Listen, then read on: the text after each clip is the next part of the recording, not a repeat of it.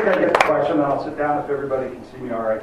First of all, I want to thank you all for having me for this interview. I believe it is the important and the right way to go about it.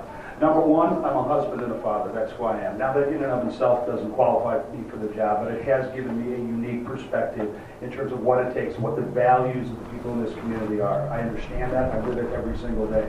Number two, I've been a successful businessman.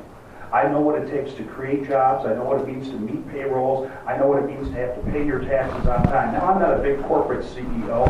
I'm the kind of CEO that takes the garbage out of my nation's life for the last 1 week. And that's what we need more of in Washington. People understand what it takes to get this economy going and put people back to work. Finally, I have the experience, as I mentioned before, working in Washington as I had for 10 years as the Chief of Staff for Congressman Joe Nolenberg. It's not enough to say you want to do the job. You have to have the ability to do the job, and I do.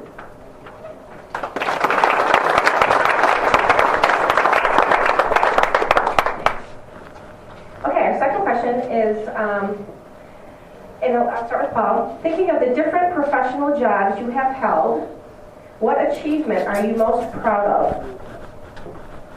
Well, I'm proud of a lot of it, as I mentioned before, and I'll keep coming back to it.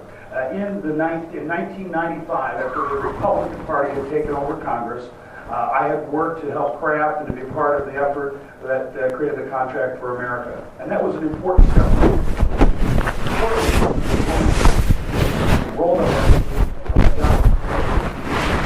the federal government in 1995 and 96. Some of you remember those days. We were making tremendous headway.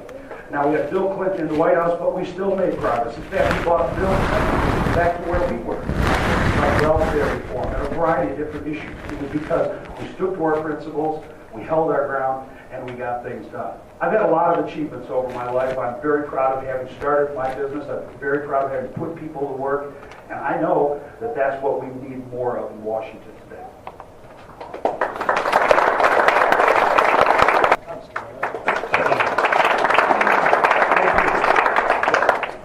I have said repeatedly, and I will repeat it again tonight, my very first thing that I intend to do as a member of Congress is to introduce a resolution into House rules that says on the first session of the first day of Congress, every one of the newly elected 435 members of Congress from across the country are going to have to sit in every one of those seats that you see in the House of Representatives.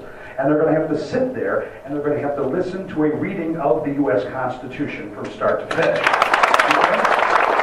And you know what? If they don't show up, you're not going to get that, probably the world's most expensive credit card, and that's called a voting card. That entitles that individual, that man or woman, that newly elected member of Congress to speak for all of us. And the very least that we should expect for them is that they have listened to. They may not believe it, they may not accept it, they may continue to go in the other direction, but I want to know that they've at least heard our Constitution. That's very, very important that we do that, and that's my first step. Secondly, I believe that the next important thing is to form coalitions of like-minded, conservative individuals like myself so that we can develop strategies to do things like Anna talked about. How do we deny this health care bill from taking root in our society?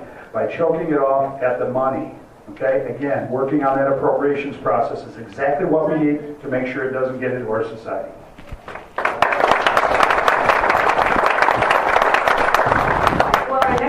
And what would you do on your second day? I don't know if you already covered that. Yeah, it's a busy day. Okay. do you have anything else you'd like to add to your second day? Well, I could go on to my second day. Yeah. The second day. Well, believe me, it's a very big job. But by the same token, what we do need to do is to prioritize where we can reduce the size and scope of the federal government. Folks, there's money out there to be cut, and we need to do that. Let me give you an example. Right now, the House and Senate are squabbling over something called the alternative fighter engine for the F-35 airplane. I don't know if any of you follow this. Well, really what it is, it's a fight between Pratt & Whitney and General Electric. And they want to have two companies building the same engine for the same airplane. It costs us $3 billion. We don't need that. You see, we can reduce that, still create a capable next generation strike force of our military, and save $3 billion at the stroke of a pen. These are the kind of things that I want to do. I want to roll up my sleeves. I want to get back in there. I want to take a look at this budget, and I want to do what's necessary to reduce the size of government so that we can begin creating jobs and put people back to work.